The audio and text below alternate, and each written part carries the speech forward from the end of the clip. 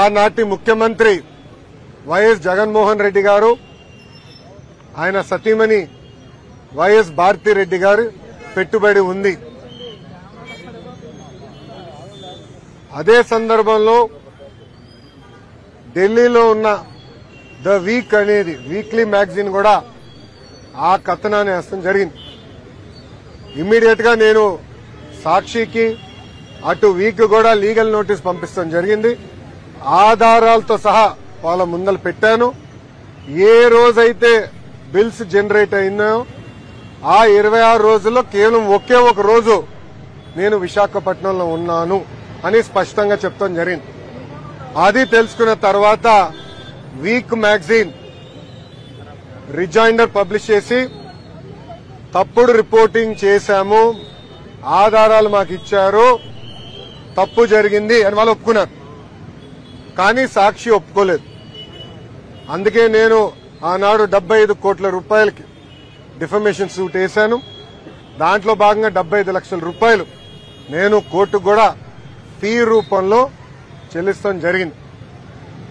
ప్రజలందరూ తెలుసు, తెలుగుదేశం పార్టీకి అధికారం కొత్త కాదు. చంద్రబాబు నాయుడు గారు పదే పదే మాకు చెప్పారు, ప్రజాధనాన్ని మిస్యూజ్ మీరు చేయొద్దు, సింపుల్ గా ఉండండి, ప్రజల దగ్గర ఉండండి, ప్రజలకు అందుబాటులో ఉండండి అని పదే పదే చెప్పారు. ఇక్కడున్న మీడియా మిత్రులు కూడా తెలుసు, గతంలో అంటే 2017 నుంచి 19 నేను మంత్రిగా ఉన్నప్పుడు కూడా నా సొంత వాహనాలే వాడుకున్నా.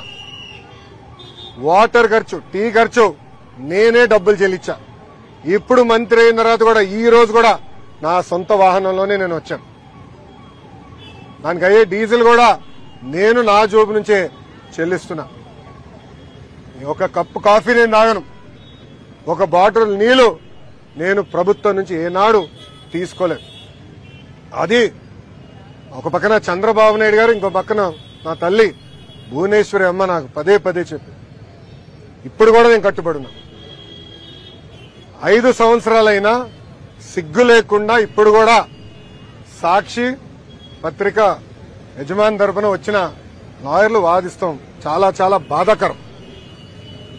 ఆర్టికల్లో చాలా క్లియర్ గా చిన్నబాబు చిరుతిండి 25 లక్షలండి అని రాశారు. లోపల ఆర్టికల్లో చాలా స్పష్టంగా నా పేరు 6-7 సార్లు ప్రస్తావించారు.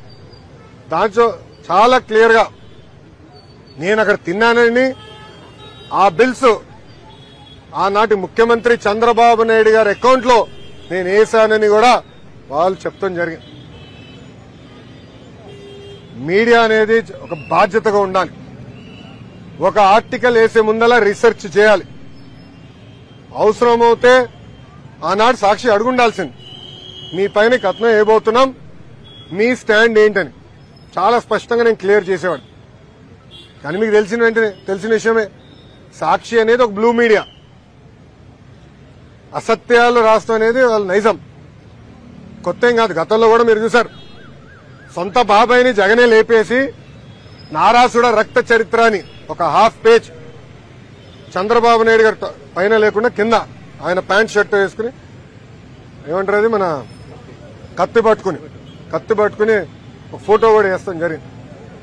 దీనికి ఫుల్ స్టాప్ పెట్టాలి, విలువలు ఉండాలి అన్న ఆలోచనతోనే నేను డిఫమేషన్ సూట్ వేశాను. జగన్మోహన్ రెడ్డి లాగా నాకు ప్రజాధనం లూటీ చేస్తా రాదు.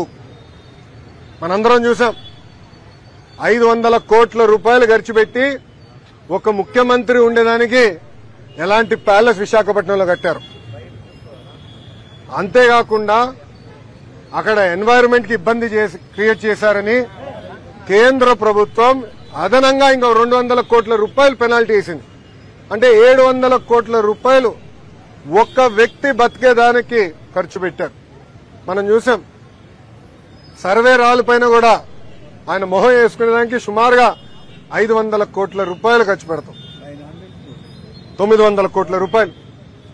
ఇలా అడ్డగోలుగా సైకో ఫ్యాన్సీ అనండి, సొంతం కోసం అనండి, ప్రజాధనాన్ని ఆనాడు లూటీ చేశారు, ఖర్చు పెట్టారు. అది నాడు నేడు ఎప్పుడు తెలుగుదేశం పార్టీ చేయదు. ప్రజలకి మేము సమాధానం చెప్పాల్సిన బాధ్యత మా పైన ఉంటుంది. అందుకే ఒక క్రమశిక్షణ, ఒక పట్టుదలతో మేము ఆనాడు పనిచేశాం. అదే క్రమశిక్షణ, అదే పట్టుదలతో రాబోయే 5 సంవత్సరాలు కూడా మేము ప్రజల కోసం ఆర్నిసలు కష్టపడతాం, పని చేస్తామని ఈ సభాముఖంగా తెలుపుకుంటున్నాం. ఇప్పుడు మీడియా మిత్రులకి ఏమైనా ప్రశ్న ఉంటే దానికి సమాధానం చెప్పేదానికి నేను సిద్ధంగా ఉన్నా. ఎస్, నేను వచ్చిన విమానం నేను డబ్బులు కట్టింది. నేను ఇప్పుడు తిరుగుతున్న బండి సొంత డబ్బులు ఖర్చు పెట్టాను. పెట్రోల్ డీజిల్ అయ్యే ఖర్చు కూడా నేనే పెట్టాను. నిన్న రాత్రి నేను ఎక్కడ పడుకున్నా? తెలుగుదేశం పార్టీ ఆఫీసులో, సొంత బస్సులో, నా బస్సులో నేను కరెంటు బిల్లు కట్టి నేను పడుకున్నా. గవర్నమెంట్ గెస్ట్ హౌస్ కూడా వెళ్ళా. హోటల్ మర్చిపో, 5 స్టార్ హోటల్ మర్చిపోదు, మాకు అలవాట్లేదు. అది జగన్మోహన్ రెడ్డి గారు. నేను 5 స్టార్ హోటల్లో కూడా లేదు, సొంత పార్టీ ఆఫీస్లో పడుకున్నా. అది నాకున్న చిత్తశుద్ధి.